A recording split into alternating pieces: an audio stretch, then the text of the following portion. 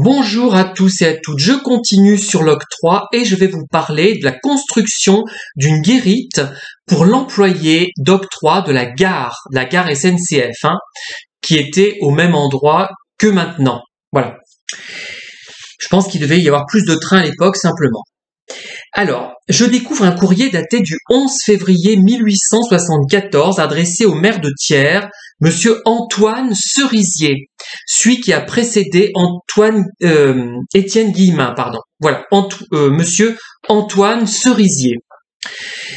Ce document, cette lettre, concerne une délibération du conseil municipal du 23 novembre 1873. Le projet de l'architecte est daté du 15 mars 1873.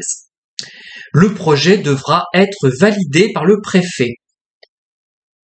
Alors cette guérite d'octroi, elle sera carrée et elle fera 2 mètres de longueur sur 2 mètres de largeur.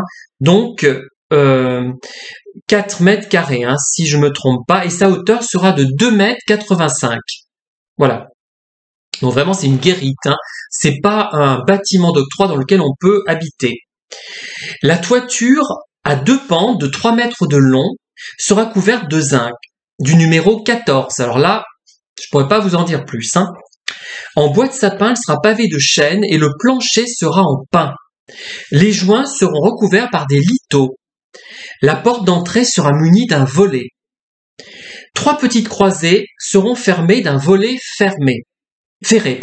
Ouh là là, 3 petites croisées seront fermées d'un volet ferré. On dirait un exercice de diction. Vous savez pas à quoi ça me fait penser subitement, cette guérite d'octroi, là, ça rappelle ce que l'on vend pour faire des cabanes de jardin. Je trouve que c'est un peu le même genre de structure, à part que c'est peut-être un tout petit peu plus grand. Enfin, encore qu'il y a des cabanes de jardin très élaborées. Et ça rappelle aussi, enfin non, là ça rappelle pas ça parce que c'est plutôt les barrières d'octroi, enfin les bâtiments d'octroi qui rappellent les constructions, les petites constructions que l'on peut voir dans certains terrains, notamment à Thiers. J'ignore si d'autres villes présentent cette particularité, dans lesquelles où il y a vraiment un joli bâtiment avec un petit toit, font c'est peut-être 6 mètres carrés, 8 mètres carrés, parfois plus, et il y a des cheminées en marbre dans ces petits bâtiments. Mais je vous en ai déjà parlé dans une précédente vidéo. Alors, à l'intérieur, qu'est-ce qu'on va trouver dans cette guérite d'octroi pour l'employé de la gare SNCF de Thiers? On trouvera un coffre à bois, une table à bascule et un poêle à tuyaux avec pincette.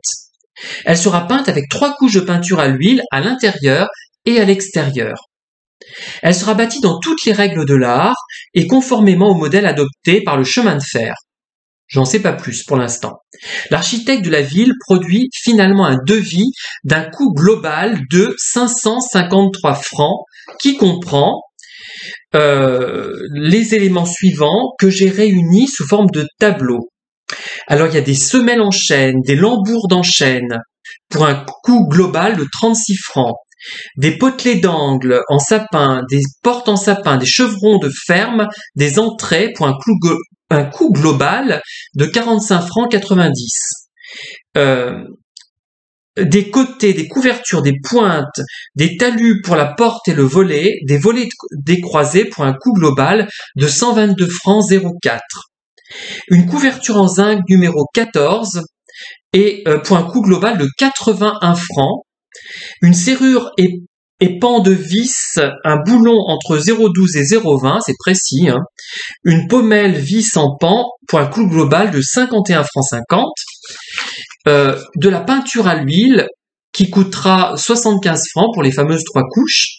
Un plancher en bois de pin à petites lamelles pour 16 mètres carrés. 16 mètres carrés, attendez. J'ai dû dire une bêtise avant. 16 mètres carrés, je regarde. 2 mètres de longueur pour 2 mètres de profondeur. Bon, après tout, j'ai peut-être... Oui, peut-être 16 mètres carrés, peut-être. Enfin, bon, là, ça m'échappe un peu. Vous me direz ce que vous en pensez.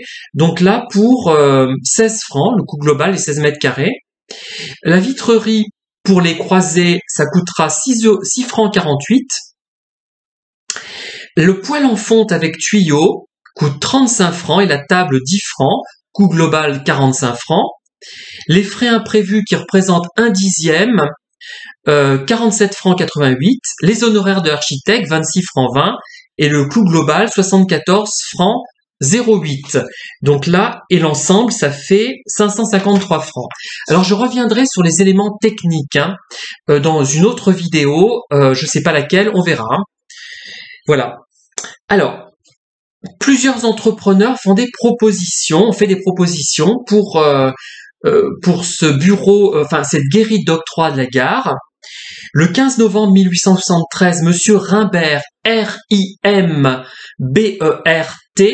donc si c'est un ancêtre à vous, donc c'est pour ça que je prends la peine de les placer, ça peut vous intéresser, est prêt à entreprendre les travaux moyennant un rabais de 5%.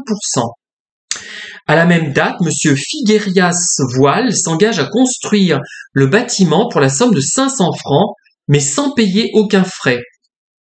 Le 14 octobre 1874, Monsieur Alexandre Guiton, entrepreneur à tiers, s'engage à fournir à la ville, dans un délai de 2 mois, une guérite pour l'employé de la gare. Il consent un rabais de 10%.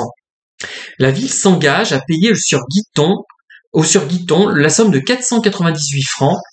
À livraison de la construction, les éventuels vices de construction devront être réparés par le fameux Sieur Guiton. Donc là, on est sous le mandat de Monsieur Antoine Cerisier, maire de Thiers, donc, juste avant Étienne Guillemin. Donc voilà, donc apparemment, c'est Monsieur Guiton qui a été choisi, puisqu'il propose seulement 498 francs. Alors ensuite, on a la construction d'un bureau d'octroi, cette fois, pour le receveur de la gare. C'est déjà plus ambitieux.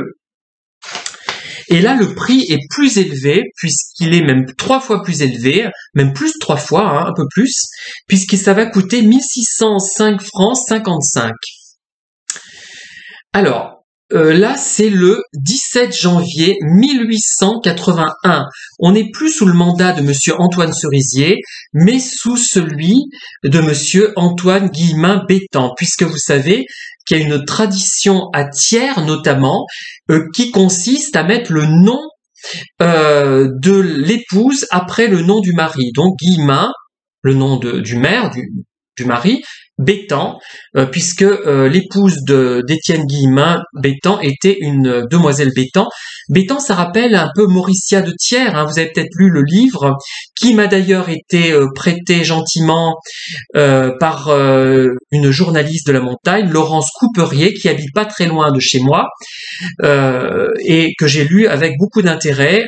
Mauricia de Thiers, vous savez, celle qui faisait vraiment des acrobaties avec une voiture au début, à la fin 19e, début 19e, début 20e, voilà.